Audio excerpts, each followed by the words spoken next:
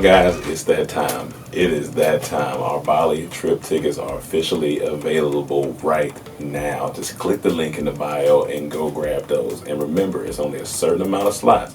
So go get them now, because once they gone, they gone. They gone. And you only need 25% of the payment down right now to confirm your spot. You also got payment plans you can use to pay off the trip. And you don't need to pay it off in full until 60 days before the trip. And look, the itinerary is crazy, all right? We got hikes, okay? We got food, all right? We got excursions, all right? We got beaches, all right? Snorkeling. We got everything, snorkeling. We got us there. We got workshops. We doing it all, so get ready. What more do you need? You don't need nothing else. Y'all say y'all want to travel with us? Y'all say when the next trip? Well, here it is. Here it is. So go get the tickets now. This is the time to do it. Remember, tickets are available right now. Link in the bio. Go get that. You ready to roll? Yep.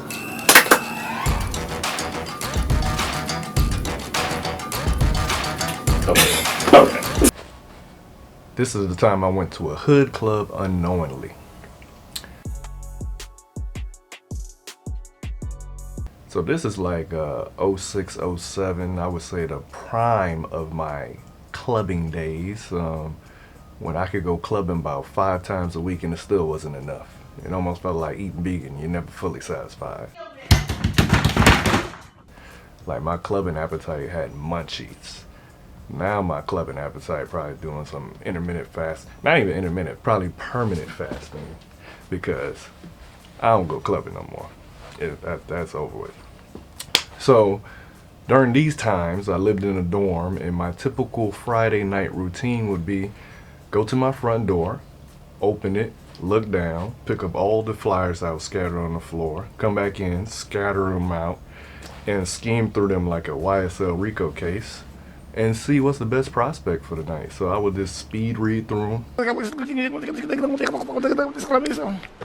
see which one stood out, see which one we ain't never been to before. And I'm like, all right, let me pick this one. So on this night, I picked the club that was on the east side of Atlanta. Now, if you know anything about the east side of Atlanta, most of them clubs, at least when we were clubbing, were kind of hood. And you know a club is hood if the club is in a shopping plaza. And you know it's really hood if it's in a shopping plaza and they got a Checkers in it too. Because think about it, what nice club is in a shopping plaza? None. So we pull up to the shopping plaza and we find parking next to the Checkers, and first that smell was booming. Them fries, them Checkers rally fries are crazy. Probably the best in the fast food game. Y'all can argue in the comments.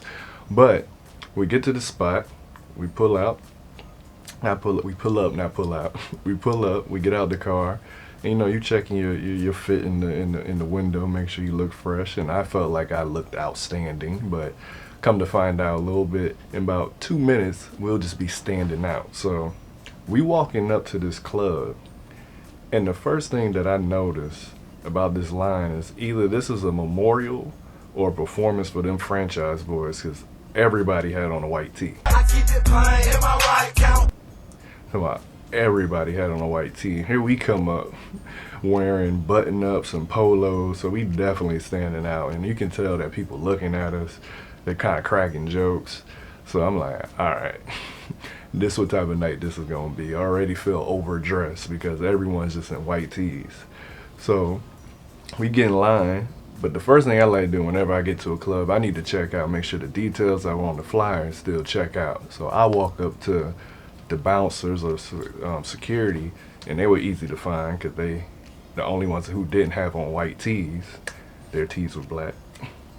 And I asked him, as soon as I said he said, I can tell you ain't never been here before. And I was like, how you know that? He like, come on, bro.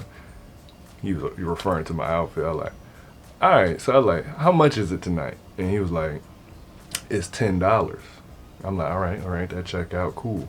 And I was about to ask him another question. He like, let me just tell you something, because y'all seem cool. Just be cool when y'all go in there, because they be fighting. I said, all right. I said, so ain't that your job to stop fights? He said, nah. He said, my job ain't to prevent fights. My job is to prevent them from going too far. So now I'm back in the line, thinking about everything he just said. I'm like, what does too far mean? The only thing that too far mean for me is that shooting or stabbing. And I've been at clubs where a shooting happened, but it never happens inside. It always happens outside. So I think he was giving me a little warning that if it go down in here, get out of here because it's gonna go down out there possibly.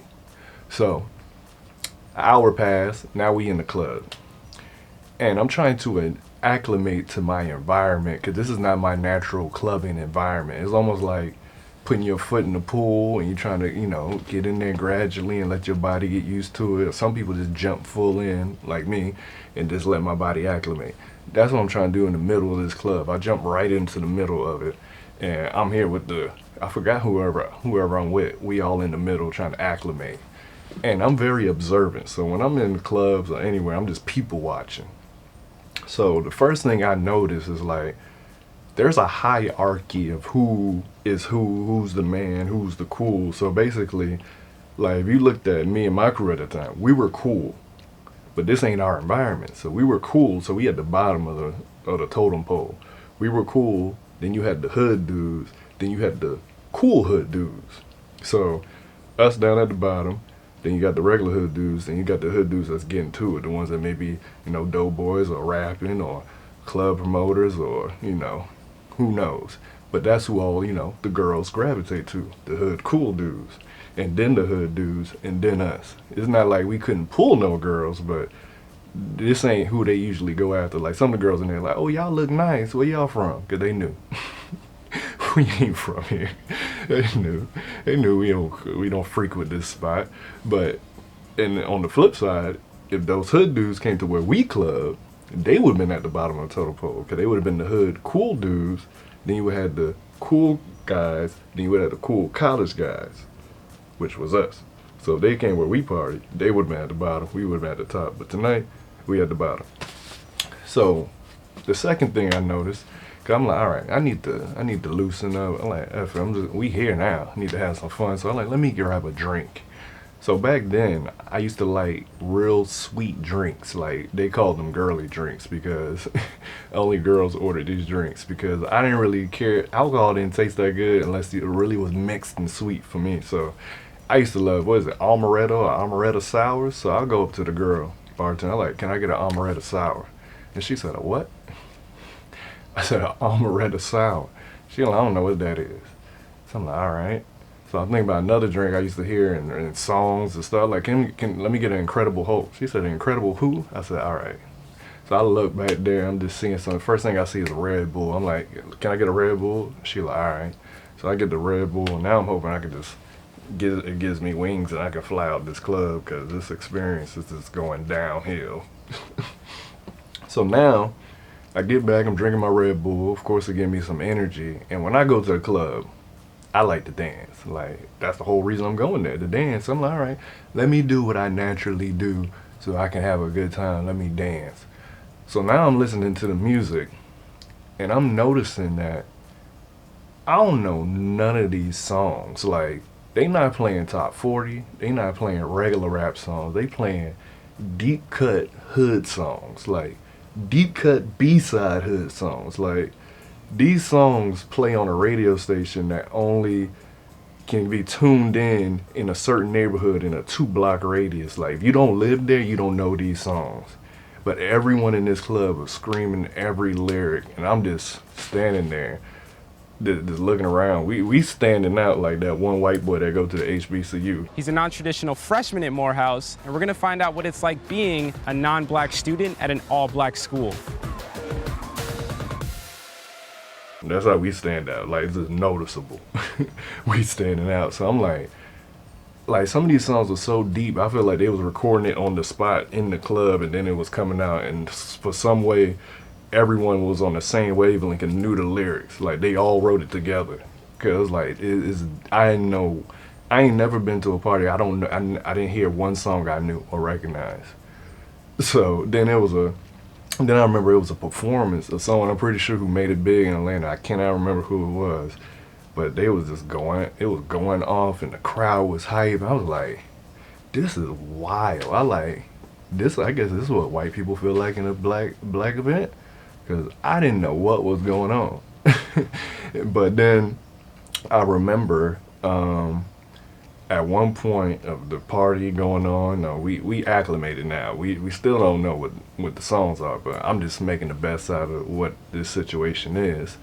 And I remember seeing some tension starting to arise between some two group of dudes. And when you somewhere where you already feel out of place, you gonna notice things like that. Like if a fight happened in a club I go to, I'm gonna notice it, make sure ain't gonna get crazy. But after hearing what the warning the security told me, and being somewhere I ain't necessarily ever been and out of my element, I'm really looking at it. And the first thing I think about, where's that security guard? So I scan the crowd, and to my surprise, he like 10 feet away, and we kind of lock eyes. And then he look at what I'm looking at, and we look at each other, and he just shake his head, and I'm like, it's time to go. So we leave before it get too crazy in there, because I don't want to see what go down, what he say, prevent it from going too far. So we get back to the car, and we close the doors, and we sitting in there. And it's one of them like moments of pause where we all like, yeah, we ain't never going back there. We like, yeah, pretty much. So crank the car and I say, before we leave, stop by that Checkers. Let me get some of these fries. And that's the time I went to a hood club unknowingly and got some fries that was slapping, because they slap. All right.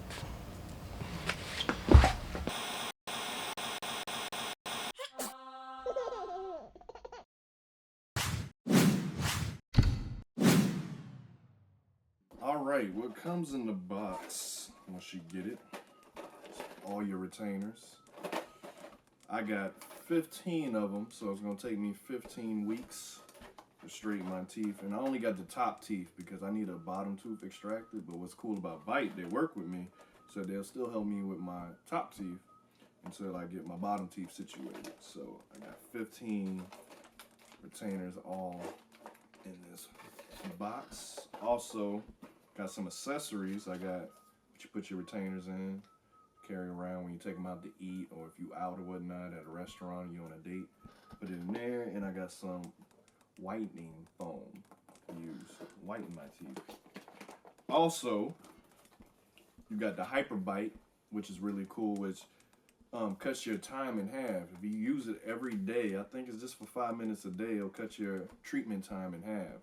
It's the only technology that Bite has. It's a technology only Bite has, which is really cool, which separates them from all the other competition. So I'm excited to use that. And yeah, so today is the day. I'm gonna open this one, see what it looks like.